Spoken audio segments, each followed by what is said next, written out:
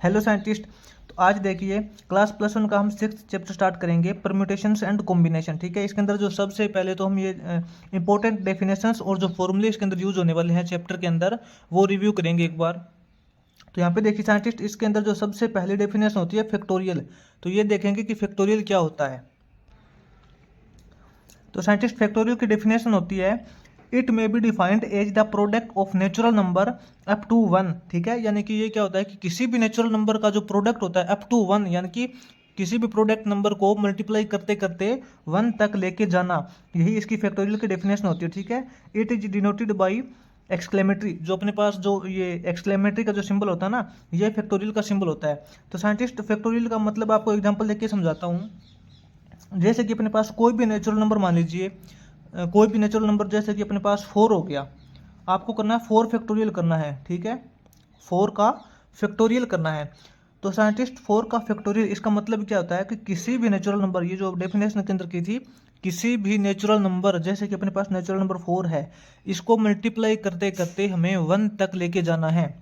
तो 4 को मल्टीप्लाई करते करते 1 तक लेके जाएंगे। तो 4 का फैक्टोरियल करना है, 4 से हमें स्टार्ट करनी है वैल्यू।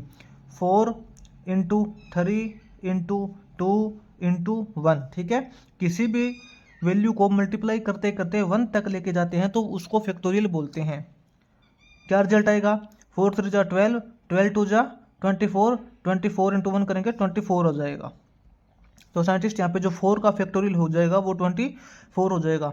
इसीलिए साइंटिस्ट एक और एग्जांपल लेते हैं। जैसे कि हमने एग्जांपल मान लिया 3 का एग्जांपल मान लेते हैं, किसी का भी एग्जांपल मान लेते हैं हम यहाँ पे।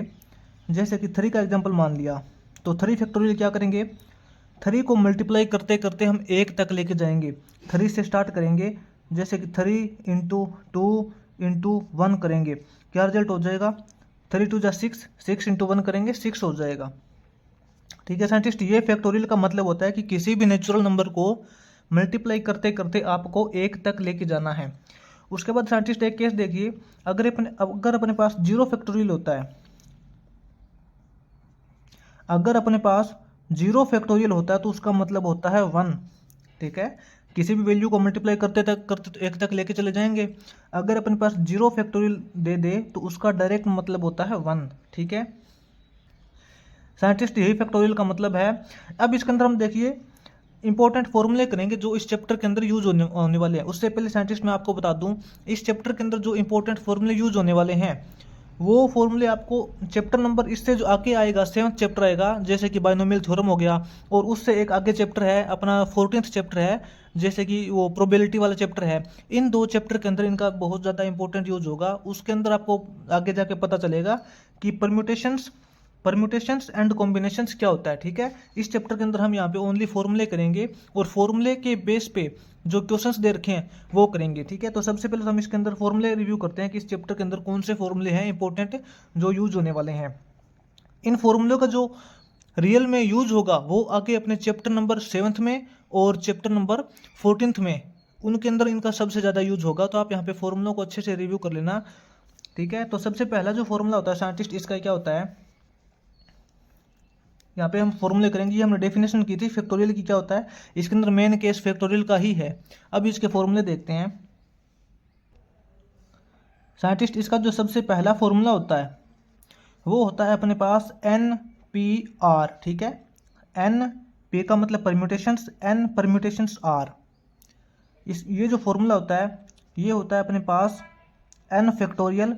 N की वैल्यू कुछ भी हो सकती है, 1 2 3 कुछ भी हो सकती है। इसी प्रकार R की वैल्यू भी कुछ भी हो सकती है। ठीक है, N factorial upon N minus R factorial, N minus R इसका कंप्लीट का फैक्टोरियल हो जाएगा।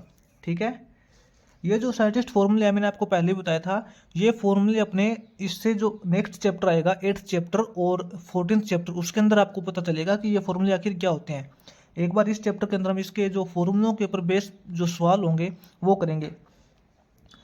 NPR का ये फॉर्मूला होता है साइंटिस्ट। उसके बाद अपना होता है NCR। ठीक है, सेकेंड फॉर्मूला अपना है NCR। NCR का मतलब N कॉम्बिनेशन R। इसका क्या फॉर्मूला होता है साइंटिस्ट, इसका फॉर्मूला होता है N factorial upon N minus R factorial, N minus R factorial into R factorial. ठीक है साइंटिस्ट, ये होता है, देखिए अपने पास जो एन पी आर का फॉर्मूला था वो था N factorial upon N minus R factorial, और एन सी आर का है N factorial upon N minus R factorial into R factorial. ठीक है, इनके अंदर साइंटिस्ट ये देखिए, ये जो आर होता है इन दोनों के अंदर, इसके अंदर और इसके अंदर, दोनों केस के अंदर क्या होता है कि ये जो आर होता है वो ऑलरेडी क्या होता है, लेस देन इक्वल टू होता है एन। ये जो आर की वैल्यू होगी वो एन से लेस होगी या फिर इक्वल होगी, आर की वैल्यू एन से बड़ी नहीं होगी। अगर आर की वैल्यू एन से ग्रेटर होगी तो ये एन माइनस आर करेंगे तो ये वैल्यू नेगेटिव आएगी, और नेगेटिव वैल्यू का फैक्टोरियल नहीं करते हम। ठीक है, तो इसलिए यहाँ पे देखना जो आर की वैल्यू होगी वो ऑलरेडी एन के लिए सॉरी एन से हमेशा छोटी होगी या फिर इक्वल ही होगी। ठीक है, ये बात यहाँ पे नोट करना। उससे नेक्स्ट फॉर्मूला होता है साइंटिस्ट अपने पास, उससे नेक्स्ट फॉर्मूला अपने पास होता है N C R plus N C R minus one. ठीक है साइंटिस्ट, अपने पास यहाँ पे दो केस दे रखे हैं, एक तो दे रखा है N C R plus N C R minus one, अगर दे रखा हो यहाँ पे आर की वैल्यू जो है और उसमें से एक वैल्यू कम करके यहाँ पे दे रखी है। ठीक है, N C R plus N C R minus one दे रखा हो, दोनों के अंदर एन सेम हो, उस टाइम अपने पास क्या फॉर्मूला इसका बनेगा, इकट्ठा फॉर्मूला हम बना देंगे। इन दोनों का जो फॉर्मूला बनेगा एन प्लस वन, एन के अंदर एक जोड़ देंगे, एन प्लस वन सी, और बड़े वाला आर लेंगे। बड़ा आर का मतलब इन दोनों में से कौन सी बड़ी वैल्यू है, ये देखिए इसमें तो एक माइनस की हुई है, आर माइनस वन है और ये आर है, तो ये आर लेंगे हम। तो इन दोनों का इकट्ठा फॉर्मूला हो जाएगा N plus one C R. ठीक है, उसके बाद साइंटिस्ट अपना फॉर्मूला होता है जैसे कि यही सेम फॉर्मूला अपना N C R plus N C R plus one का फॉर्मूला है। ठीक है, जैसे कि यहाँ पे आर था, यहाँ पे आर माइनस वन था, तो हमने क्या किया था, मैंने आपको बोला था कि हमें बड़े वाला आर लेना है, यानी कि इसमें से और इसमें से बड़ी वैल्यू कौन सी है, आर है। यही सेम केस यहाँ पे साइंटिस्ट, यहाँ पे इसने आर प्लस वन दे दिया, तो सेम बात है साइंटिस्ट, अगर हम आर प्लस वन है इसमें से वन माइनस करेंगे तो आर ही आएगा, तो इसके अंदर बड़ी वैल्यू कौन सी, आर प्लस वन, तो इसका फॉर्मूला बनेगा N plus one C R plus one. ठीक है, इसका ये फॉर्मूला हो जाएगा। उसके बाद साइंटिस्ट अपने पास क्या होता है, फिफ्थ फॉर्मूला अपना है N C R upon N C R minus one. अपने पास तो केस दे दिया N C R upon N C R minus one का केस अगर हमें दे दे तो इसका जो फॉर्मूला बनेगा, डायरेक्ट वैल्यू इसका रिजल्ट बनेगा, वो बनेगा N minus R plus one upon R. ठीक है, इसका डायरेक्ट हो जाएगा N C R upon N C R minus one दे रखा है, तो अपने पास रिजल्ट हो जाएगा N minus R plus one upon R. उसके बाद साइंटिस्ट क्या होता है, सिक्स्थ केस अपने पास ये है कि अगर हमें N C A is equal to N C B दे रखा है, ए और बी मतलब साइंटिस्ट आर ही है यहाँ पे। ठीक है, अगर ये दोनों value N C A is equal to N C B दे रखा है तो साइंटिस्ट इसका मतलब ये देखिए ये दोनों वैल्यू सेम है। अगर दोनों वैल्यू सेम है तो इन दोनों के अंदर हर एक डिजिट सेम होनी चाहिए, तो इसका मतलब ये हो जाएगा अगर N C A is equal to N C B है तो इसका मतलब ये है ए और बी भी सेम है, यानी कि A is equal to B, A B के इक्वल है, यानी कि ए और बी की सेम वैल्यू है। अगर साइंटिस्ट या फिर अगर ए और बी सेम नहीं है, ए और बी अगर सेम नहीं होते तो A plus B is equal to N हो जाएगा। साइंटिस्ट ये दोनों वैल्यू अगर सेम है तो इसका मतलब तो यही है कि ए और बी भी सेम होने चाहिए, तभी इनका रिजल्ट सेम आएगा। अगर ए और बी सेम नहीं है तो फिर ए प्लस बी यानी कि ए और बी का जो सम होगा वो एन के इक्वल होगा। ठीक है, ये दोनों कंडीशन हो जाएगी, या तो ए बी के इक्वल होगा, अगर ए बी के इक्वल नहीं है उसके बाद ए प्लस बी है वो एन के इक्वल होगा, तभी ये दोनों वैल्यू सेम होगी। ठीक है, इससे जो नेक्स्ट फॉर्मूला है साइंटिस्ट वो अपना है, इससे नेक्स्ट फॉर्मूला अपने पास डायरेक्ट है, अगर एन सी जीरो दे रखा है, एन सी जीरो दे रखा है तो उसका जो डायरेक्ट वैल्यू हो जाएगी वो हो जाएगी वन। ठीक है। एन सी जीरो दे रखा है साइंटिस्ट, इसको हम फॉर्मूले के अकॉर्डिंग जब ओपन करेंगे क्या करेंगे, N factorial upon N minus zero factorial करेंगे इंटू जीरो फैक्टोरियल करेंगे तो साइंटिस्ट अपने पास रिजल्ट आएगा वो 1 ही आएगा। इसको हम ओपन करके देखेंगे तो अपने पास रिजल्ट 1 आएगा। ठीक है, तो इसलिए अपने पास डायरेक्ट फॉर्मूला हो जाएगा एन सी जीरो दे रखा है तो इसका मतलब होता है 1। और उसके बाद अपने पास अगर एन सी वन दे रखा है, एन सी वन दे रखा है तो उसका मतलब हो जाएगा अपने पास डायरेक्ट एन हो जाएगा।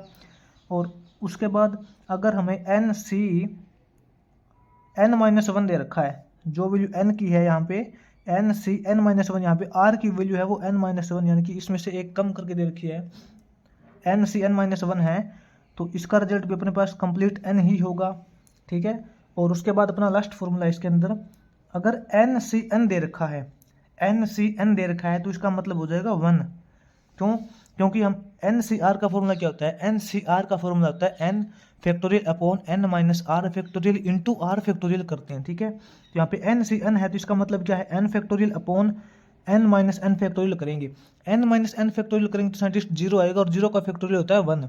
ठीक है, तो इंटू में एन फैक्टोरियल फिर करेंगे तो एन फैक्टोरियल से एन फैक्टोरियल कट जाएगा, अपने पास 1 बचेगा। ठीक है, तो ये इसके साइंटिस्ट इसके इंपॉर्टेंट फॉर्मूले हैं। इस चैप्टर के अंदर ये फॉर्मूले अच्छे से रिव्यू कर लेना, इनका जो यूज होगा इससे आगे वाले चैप्टर के अंदर यूज होगा। ठीक है,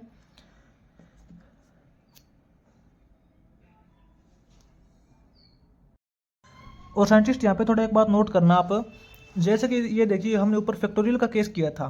ठीक है, हमने फैक्टोरियल का केस किया था, जैसे कि 4 फैक्टोरियल है, इसका हो गया 4 into 3 into 2 into 1 is equal to 24 हो गया। तो साइंटिस्ट यहाँ पे मैं आपको एक बात बता दूँ, हम फैक्टोरियल को बीच में स्टॉप कर सकते हैं। ठीक है, फैक्टोरियल को बीच में स्टॉप कैसे कर सकते हैं, ये देखिए यहाँ पे करके बताता हूँ मैं थोड़ा अलग से। साइंटिस्ट जैसे कि अपने पास दे रखी है वैल्यू, दे रखी है अपने पास, इसने बोल दिया जैसे कि 5 फैक्टोरियल बोल दिया। ठीक है, 5 फैक्टोरियल बोल दिया तो इसका मतलब क्या है, 5 का वैसे तो हम फैक्टोरियल को जब ओपन करेंगे तो क्या रिजल्ट आएगा, इसका आएगा 5 into 4 into 3 into 2 into 1 is equal to क्या रिजल्ट आएगा, 5 4 जा 20, 23 जा 60, 62 जा 120। ठीक है, इसका फैक्टोरियल आ जाएगा 120। अब फैक्टोरियल को बीच में स्टॉप करने का क्या मतलब है, जैसे कि इसने बोल दिया 5 फैक्टोरियल है। ठीक है, 5 फैक्टोरियल इसका मतलब 5 को मल्टीप्लाई करते 1 तक लेके जाना, इसको हम ऐसे लिख सकते हैं 5 इंटू 4 इंटू 3 फैक्टोरियल। हमने यहाँ पे फैक्टोरियल देखिए इस वैल्यू को मल्टीप्लाई करते करते हम 1 तक नहीं लेके गए, हमने 3 के ऊपर स्टॉप कर दिया। तो साइंटिस्ट इसका मतलब तो यही है ना, 5 इंटू 4 इंटू 3 के ऊपर हमने फैक्टोरियल लगा दिया, इसको हम ऐसे स्टॉप कर सकते हैं। साइंटिस्ट बात तो वही है, 5 इंटू 4 करेंगे इंटू 3 फैक्टोरियल करेंगे, 3 फैक्टोरियल को ओपन करेंगे तो 3 इंटू 2 1 इंटू 1 आएगा इज इक्वल टू 120 ही होगा। ठीक है, तो हम यहाँ पे ये बोल सकते हैं कि जो फैक्टोरियल होता है इसको हम बीच के अंदर स्टॉप कर सकते हैं।